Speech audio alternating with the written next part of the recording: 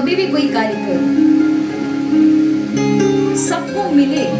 हमारे यहाँ प्रसाद की व्यवस्था मंदिरों में इसलिए नहीं है कि आप एक डिब्बा लेके जाओ, पंडित जी आधा में से कुछ रखें और वापस आपको कर दे तो घर डिब्बे को वापस घर ले आओ, इसके लिए नहीं है। ना प्रसाद की भूमिका ये अपने खाने के लिए है। हम सनातनियों की हमेशा से भूमिका समग्र कल्याण की रही है। जब आप प्रसाद लेके जाते हैं, प्रभु को अर्पण करते हैं, इष्ट को अर्पण करते हैं, जब वहां से लौट कर आता है, इसका मतलब है आपका भाग इतना सा है परिवार सहित। अब ये जितना भी भाग है सबके लिए है।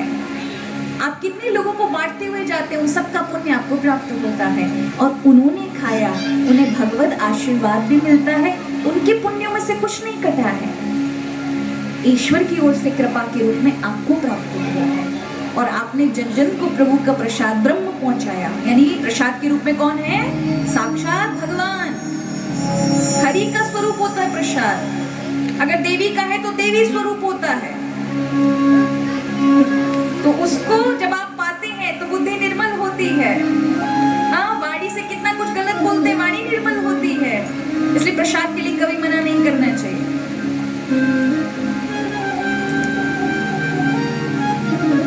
कई बार लोग अपने ही घर में ले जाते हैं और रख लेते हैं डिब्बे भर भर के, मिठाइयाँ खुद ही खा लेते हैं। तो क्या लाभ मिला? प्रसाद का इतना सा भी कुछ लाभ नहीं है। लेकिन उसको इतना सा अपने लिए रख करके, अपने परिवार के लिए रख करके उसके बाद बांटा, अधिक से अधिक वो प्रसाद जन जन तक जाए।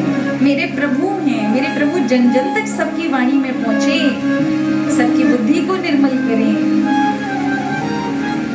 ऐसा हमारे यहाँ तो कहा है कि वैष्णव हम लोग एकादशी करते हैं, एकादशी वाले दिन अन्न नहीं खाते। पर यदि एकादशी वाले दिन अन्न का प्रसाद यदि किसी ने हाथ में रख दिया कि प्रसाद है, तो फिर यदि आपने अपमान कर दिया प्रसाद का कि नकार दिया मेरा तो व्रत है,